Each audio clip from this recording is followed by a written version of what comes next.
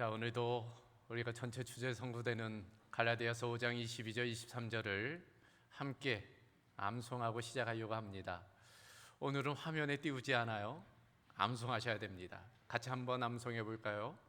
오직 성령의 열매는 사랑과 희락과 화평과 오래 참음과 자비와 양선과 충성과 온유와 절제니 이 같은 것을 금지할 법이 없느니라. 아멘. 처음에는 크게 시작했다가 입을 마스크로 가리고 있어서 누가 하시는지. 자, 우리가 성령의 열매, 성품에 관련된 말씀 함께 살펴보고 있어요. 성령의 9가지 열매, 사랑, 희락, 화평, 오래 참음, 자비, 양성, 충성, 온유, 절제, 9가지 열매를 함께 살펴보고 있습니다. 여기서 우리가 분명히 알아야 할 것은 이와 같은 성령의 열매는 내면적이라기보다는 관계적이라는 사실입니다. 무슨 의미일까요? 혼자 있을 때 사랑과 희락과 화평을 알 수 없는 거예요. 함께 있을 때 관계 가운데 그와 같은 열매가 있는지를 알게 되는 것입니다. 이것을 아는 것이 중요한 까닭은 이와 같은 성령의 열매가 명상이랄지 묵상을 통해서 길러지지 않는다는 거예요. 즉 몇몇 구도한다고 성령의 열매가 맺히는 것이 아닙니다. 실제 삶 가운데 그 관계 가운데 이와 같은 열매들이 맺히게 되는 것이지요. 그래요, 우리가 하나님께 용기를 달라고 하면 하나님께서 우리 마음 가운데 용기를 주시는 게 아니에요. 용기를 발휘할 수 있는 기회를 주십니다. 우리가 하나님께 인내심을 달라고 하면 하나님께서 우리 마음 가운데 인내심을 그냥 주시는 게 아닙니다. 인내심을 발휘할 수 있는 상황을 주시는 거예요. 우리가 하나님께 가족 간의 관계를 좀 개선할 수 있도록 마음을 달라 하면 우리 마음 가운데 뿅 하고 그런 감정이 생기도록 하지 않으세요.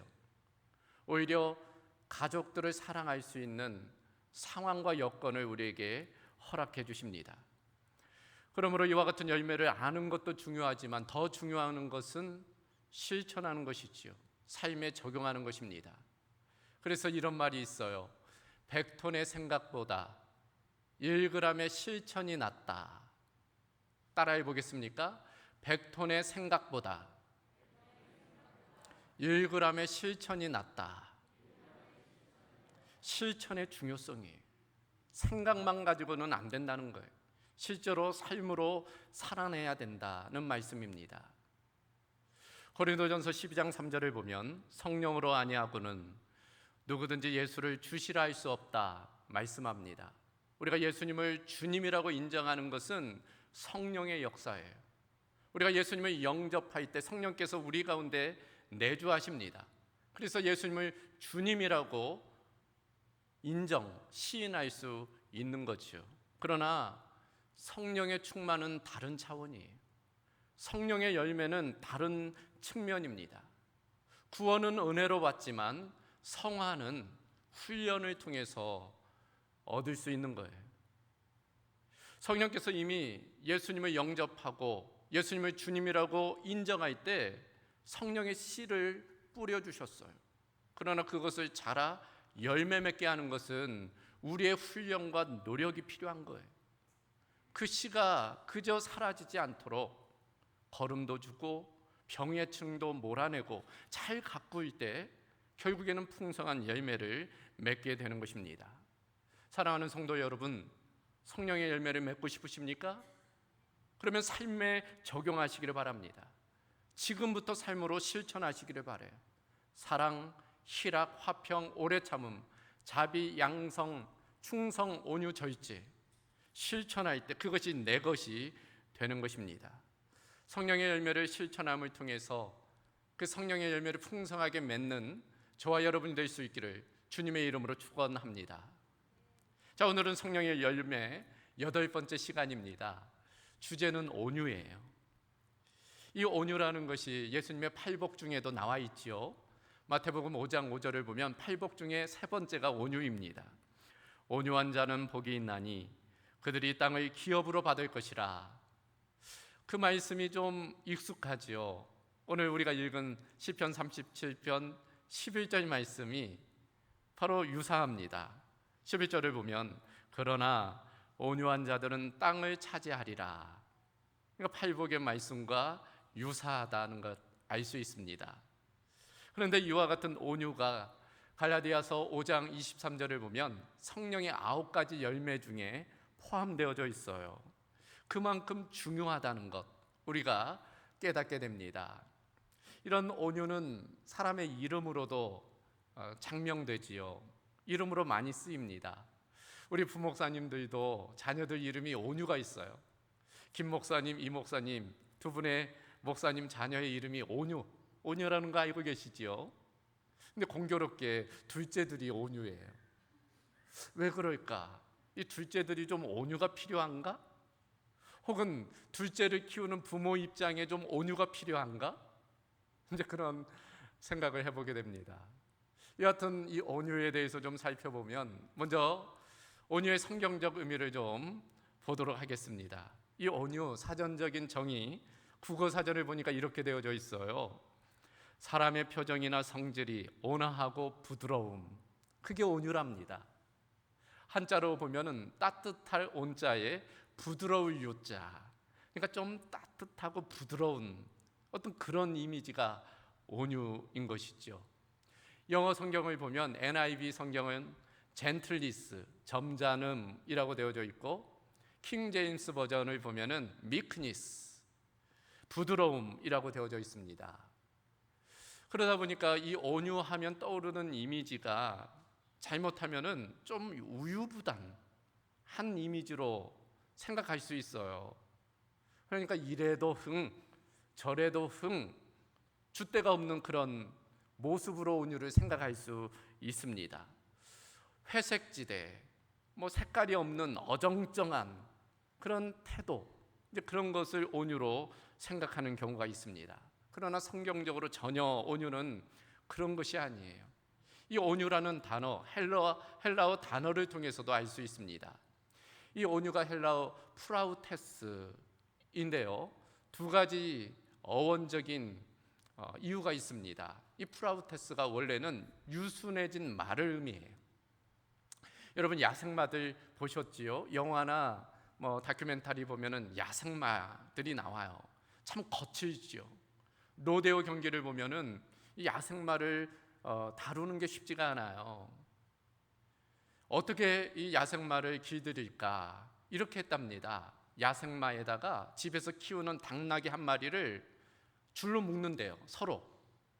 그러면 야생마가 처음에는 날뛰기 시작한다는 거예요. 그래서 초원으로 그냥 달아나 버린다는 것입니다. 그런데 하루 이틀 지나면 당나귀가 이 야생마를 끌고 다시 집으로 돌아온다는 거예요. 그러니까 하루 이틀 날뛰다가 이제 제풀에 죽은 거예요. 그리고 당나귀가 인도하는 대로 이제 집으로 돌아와서 야생마가 길들여진 유순한 말이 되었다는 거예요. 그럴 때 그걸 가리켜 프라우테스, 온유라고 부른답니다.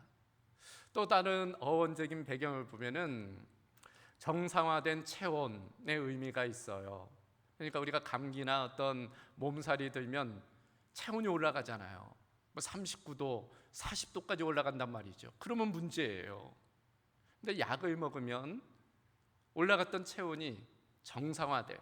36도 5분 평온케 되는 것입니다. 바로 그러한 상태, 그걸 바로 온유, 프라우테스라고 이야기한다는 거예요. 열이 다스러졌다, 정상 체온이 되었다, 이제 그런 의미가 있습니다. 종합해 보면 이 온유라는 것, 본능적인 행동을 통제할 수 있을 만큼 길들여지고 잘 훈련된 상태를 의미해요. 또 어떤 외부적인 영향으로부터 자기의 마음을 잘 다스리고 또 마음이 평정심을 유지하는 것, 그게 바로 온유인 것입니다. 그러므로 온유한 사람은 자신의 본능, 그 기질을 잘 다스리는 사람이라 할 수 있습니다.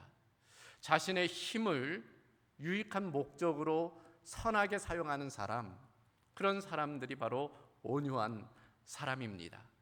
그러니까 이런 온유한 사람은 외유내강의 사람이지요. 겉으로는 참 유하고 부드럽지만 심지어는 아주 견고한, 강직한 그런 사람이라 할 수 있습니다. 그래서 윌리엄 바클레이 목사님이 이 온유에 대해서 이렇게 정의했어요. 프라우테스, 온유는 온순함이 있으나 온순한 배후에는 강철과 같은 힘이 있는 사람이다. 그렇게 정의를 했습니다.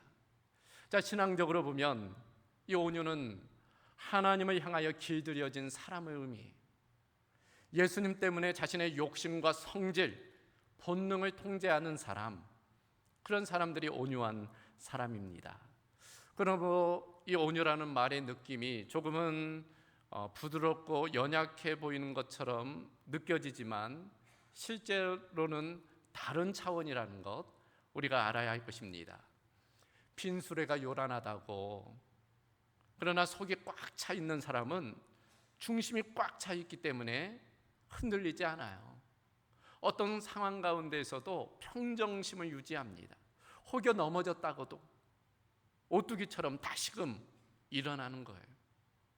그래서 주께서 심지가 견고한 자를 평강에서 평강으로 인도하신다. 우리의 심지가 주님께 견고한 사람들은 어떤 상황 가운데에서도 온유와 평강을 누리게 되는 것입니다. 그것이 바로 온유의 능력이에요. 이와 같은 성령의 열매인 온유는 다른 성령의 열매와 마찬가지로 예수님의 성품과 닮아 있어요.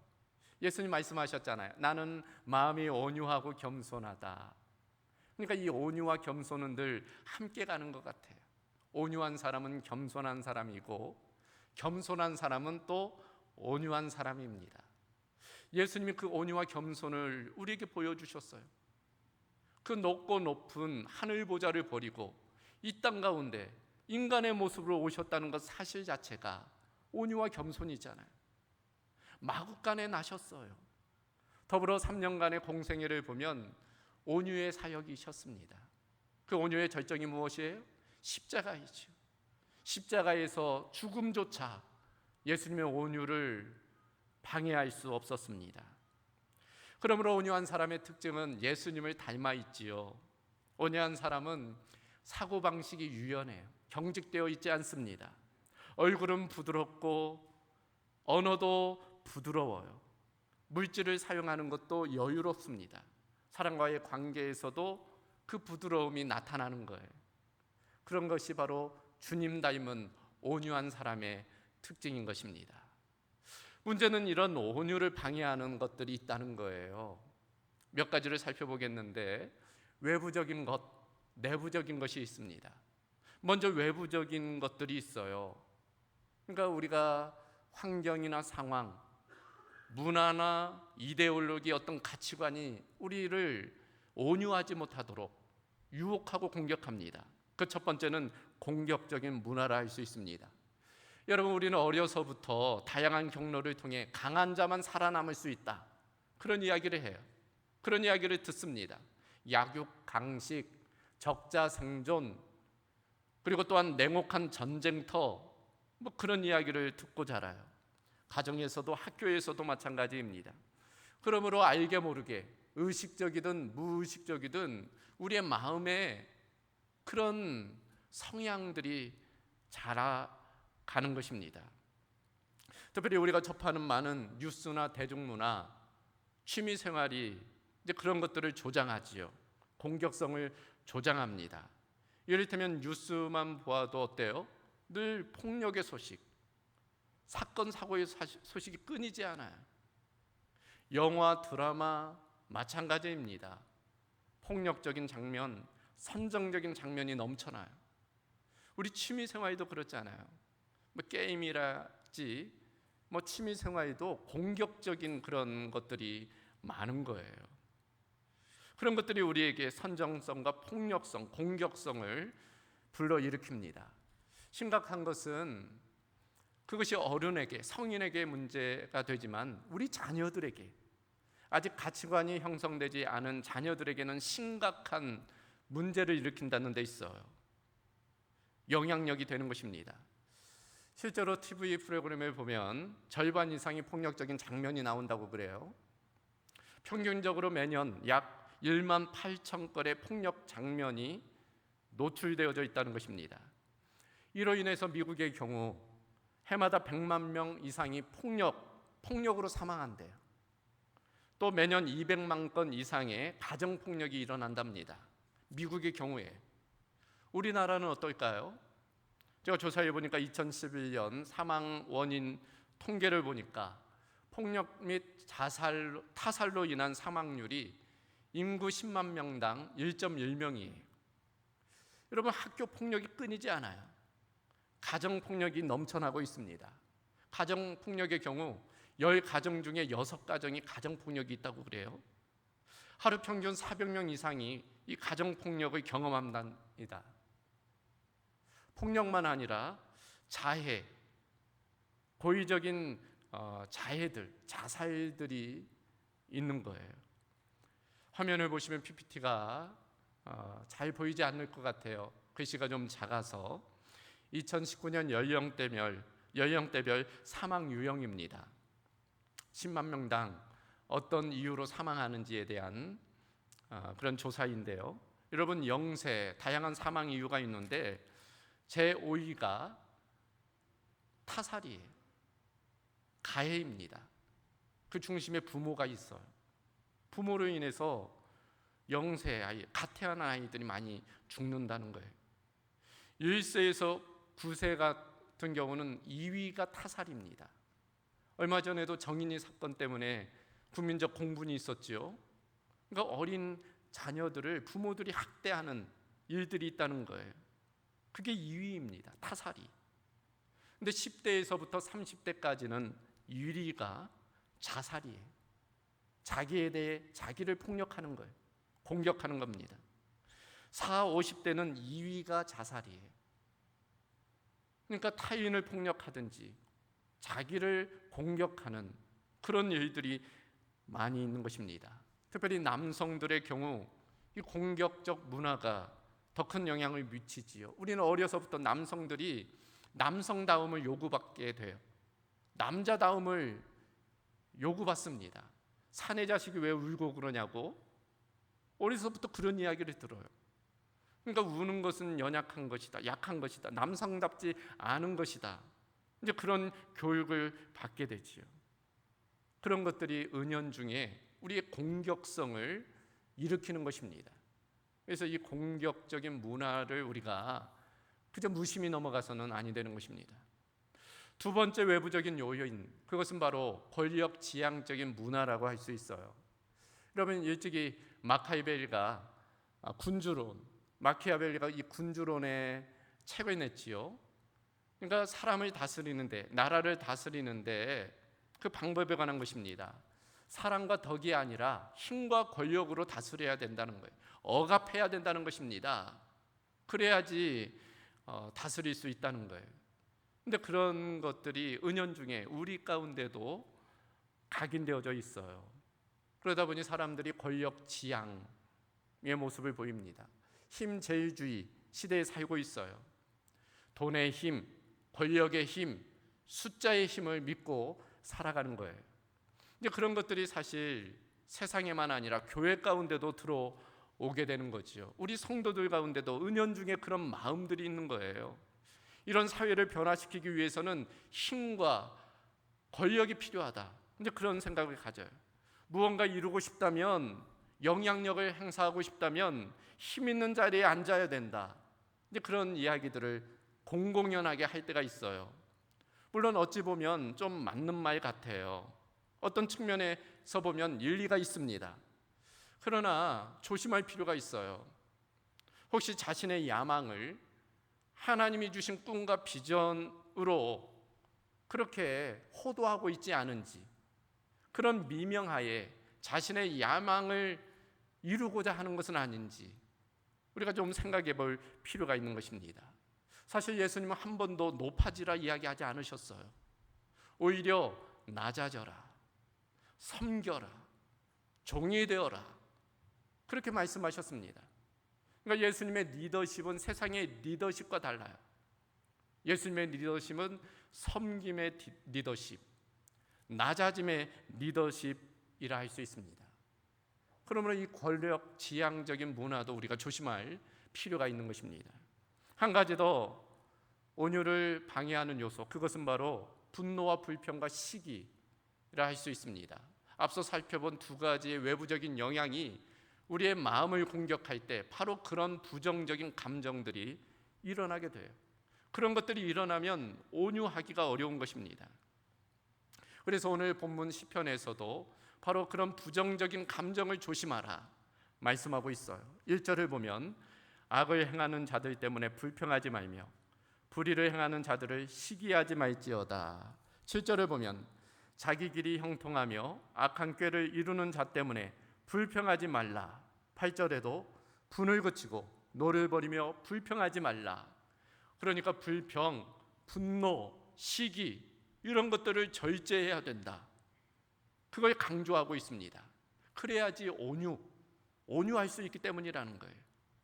그런 분노와 불평과 시기 대신에 무엇을 해야 되는가? 3절을 보면 여호와를 의뢰하고 선을 행하라. 5절을 보면 내 길을 여호와께 맡기고 의지하라. 7절을 보면 여호와 앞에 잠잠하고 참고 기다리라. 9절을 보면 여호와께 소망을 두라. 그렇게 말씀하고 있어요. 그러니까 이 시인은 알고 있었던 거예요. 온유의 걸림돌이 분노, 불평, 시기이고 근원적으로 들어가 보면 왜 인간이 불평할까? 분노할까? 왜 시기할까? 그 이유가 다른 사람과 비교하기 때문에, 또 하나님을 신뢰하지 못하기 때문에 그런 불평과 분노, 시기가 일어남을 알고 있는 거예요. 그래서 분노와 불평, 시기보다는 여호와 하나님을 의지하고 잠잠히 하나님을 기다리라 말씀하고 있는 것입니다. 이와 같은 측면에서 우리는 분노, 불평, 시기 이런 것들을 조심할 필요가 있습니다. 종합해 보면 우리도 역시나 이 땅에서 살아갈 수밖에 없어요. 세상 속에서 살아갈 수밖에 없습니다. 그런 것들이 우리에게 영향을 줘요. 세상의 문화나 가치관이 우리에게 영향을 미칩니다.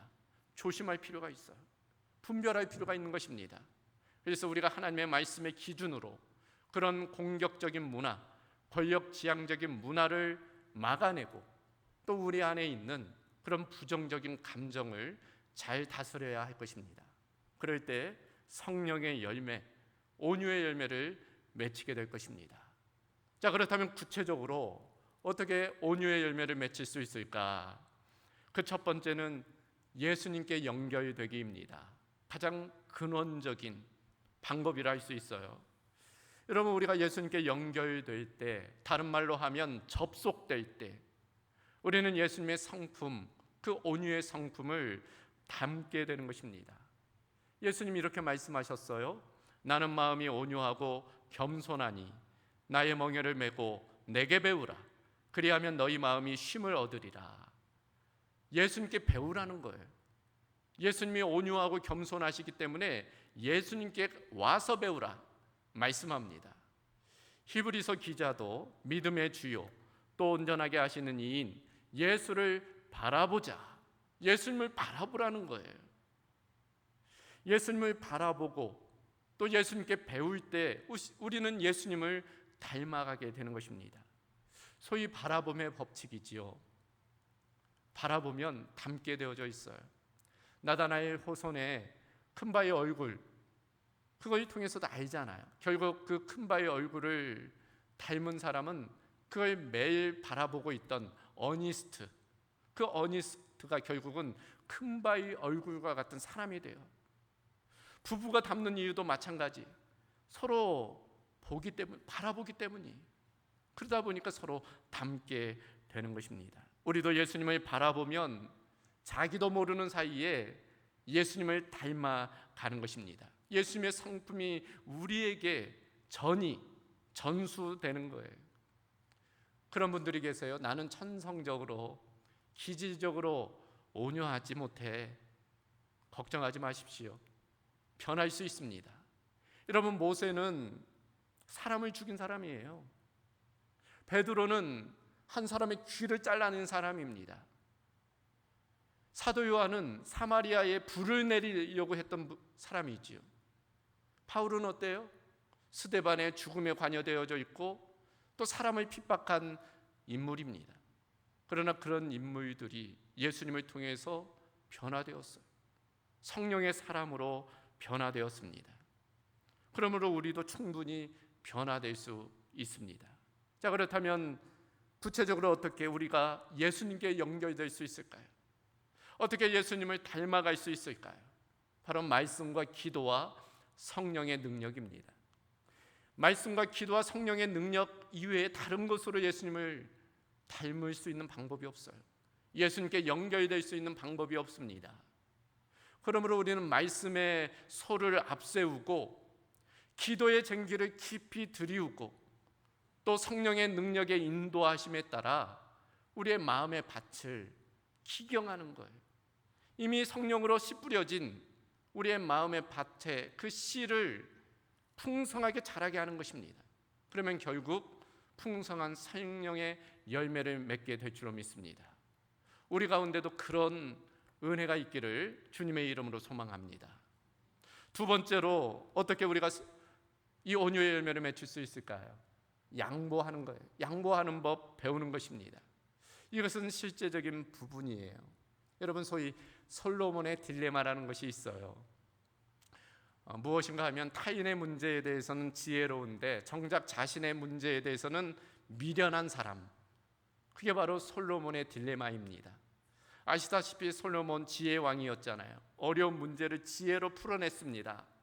그러나 아는 대로 정작 자신의 문제는 지혜롭지 못했어요. 하나님을 떠납니다. 배교해요. 우상을 섬기게 돼요. 그게 바로 소위 솔로몬의 딜레마예요. 우리도 그럴 수 있어요. 온유에 대해서 이러니 저러니 알기는 잘 알아.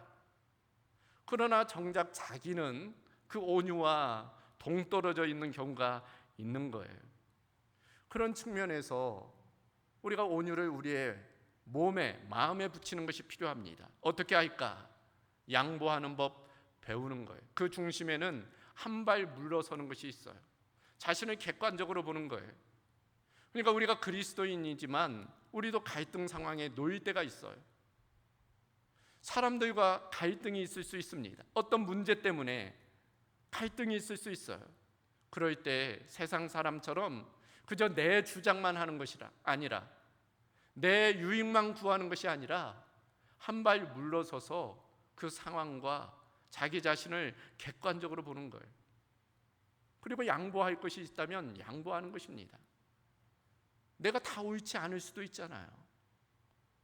내가 옳지 않을 수 있다는 것을 인정하는 거예요. 그리고 양보할 것은 양보하는 것입니다. 다시금 말씀드리지만 그렇다고 온유하다는 것이 모든 것에 있어 양보하라는 것 아닙니다.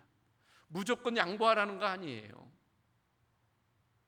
정당한 균형감이 필요합니다. 그래서 예수님 비둘기같이 순결하고 뱀처럼 지혜로워라 말씀하셨어요. 그냥 모든 거 오냐 다 상대방 이롭게만 한다고 그게 온유가 아니에요. 자기가 지킬 것은 지키는 것, 예수님께 뿌리를 두고 지킬 것은 지키는 것 필요한 것입니다. 균형감이라 할 수 있어요. 그런 측면에서 객관적으로 문제를 바라보는 그런 양보하는 태도, 그런 태도가 필요한 것입니다. 마지막 세 번째로 어떻게 온유의 열매를 맺을 수 있을까? 결국 내가 죽어야 돼요. 이게 가장 어려운 부분입니다. 여기서 내가 죽어야 한다 하니까 정말 죽으라는 이야기일까요? 그건 아니지요. 나의 자아, 내 잘못된 어떤 고집을 죽이라는 겁니다. 바울 사도가 그걸 분명히 이렇게 이야기했습니다. 내가 그리스도와 함께 십자가에 못 박혔나니 그런즉 이제는 내가 사는 것이 아니요 오직 내 안에 그리스도께서 사시는 것이라. 이제 내가 육체 가운데 사는 것은 나를 사랑하사 나를 위하여 자기 자신을 버리신 하나님의 아들을 믿는 믿음 안에서 사는 것이라. 죽은 채만 하기 때문에 온유하지 못하는 거예요. 정말 죽으면 외부적인 공격 가운데 평온할 수 있어요. 내가 죽어야 돼요. 그리고 내 안에 예수 그리스도가 살아야 되는 것입니다. 나의 자아가, 나의 고집이, 나의 분노와 시기가 죽으면 온유하게 되는 거예요. 한 번만 죽어야 될까요? 아닙니다. 매일 죽어야 돼요. 그래서 사도 바울은 이렇게 이야기합니다. 형제들아, 내가 그리스도 예수 우리 주 안에서 가진 바 너희에 대한 나의 자랑을 두고 단언하노니 나는 날마다 죽노라. 어제도 죽고 오늘도 죽고 내일도 죽어야 돼. 아침에도 죽고 점심에도 죽고 저녁에도 죽어야 돼. 나의 고집, 그 육체적인 소욕을 죽일 때 우리가 성령의 소욕으로서 성령의 열매를 맺히게 되는 것입니다. 십자가에 예수님만 못 박게 하는 것이 아니라 나도 함께 그 십자가에 못 박는 거예요. 내 모든 것들을 못 박을 때 예수님의 성품이 우리 가운데 풍성하게 맺히게 될 것입니다. 우리 모두에게도 그런 은혜 있기를 주님의 이름으로 소망합니다. 이제 말씀을 정리합니다. 오늘 본문의 결론이 9절로부터 11절 이렇게 되어져 있습니다. 진실로 악을 행하는 자들은 끊어질 것이나 온유한 자들은 땅을 차지하며 풍성한 화평으로 즐거워하리로다. 여러분, 악인과 온유한 사람을 비교하고 있어요. 악인은 결국 끊어지지만 온유한 사람은 땅을 얻으며 또 즐거워하리라 말씀합니다. 여러분, 유능승강이라는 말이 있어요. 부드러운 것이 능히 단단한 것을 이긴다, 그런 뜻입니다. 부드러운 것이 단단한 것을 이긴다는 거예요. 동물의 세계도 한번 보십시오. 강한 동물, 호랑이, 사자, 작은 약한 동물을 잡아먹고 살지요. 그러나 정작 멸종되는 것은 그런 맹수들이에요. 동물원에 갇혀 있는 것은 그런 맹수들입니다. 오히려 임팔라라 있지, 얼룩말이라 있지, 초원을 달리고 있어요. 바다의 물고기도 마찬가지예요. 큰 동물들, 작은 동물들을 먹고 살지만 정작 멸종되는 것은 큰 고기라고 그래요. 물과 바위가 있을 때 물과 바위 중에 무엇이 이겨요? 바위가 이깁니까? 아니에요. 물이 이겨요. 약한 것처럼 보이지만 결국 물이 바위를 이기는 것입니다. 한 나그네의 옷을 벗기는 그 태양과 구름의 경주에 있어서도 결국 세찬 바람이 아니라 따뜻한 태양이 그 나그네를 무장해제시킨 거예요. 그러니까 온유함의 능력입니다. 결국 온유한 자가 승리하리라. 그게 바로 기독교의 진리, 기독교의 역설 패러닥스예요. 십자가가 죽음의 권세, 사망의 권세를 이긴 것을 보면 그 주님의 온유하심과 그 겸손하심이 결국 승리함을 우리에게 보여주고 있는 것입니다. 여러분, 온유의 능력을 믿으시기 바랍니다. 그래서 우리가 온유한 사람으로서 이 땅 가운데 하나님의 나라, 그 영원한 하나님의 나라를 이루어가는 은혜가 있어야 될 줄로 믿습니다. 그런 은혜가 우리 모두 가운데 있기를 주님의 이름으로 소망합니다. 하나님 감사합니다. 오늘 성령의 열매 중 8번째 온유의 열매 살펴보게 하심에 감사합니다. 나는 마음이 온유하고 겸손하니 너희는 내게와 멍에를 뱉고 내게 배우라 말씀하여 주셨던 것처럼 우리가 주님과 늘 연결됨을 통해 주님과 친밀함을 통해 주님의 온유의 성품을 우리도 본받아 살아갈 수 있도록 인도하여 주시옵소서. 모든 것 주께 의탁하오며 우리 주 예수 그리스도의 이름으로 기도합니다.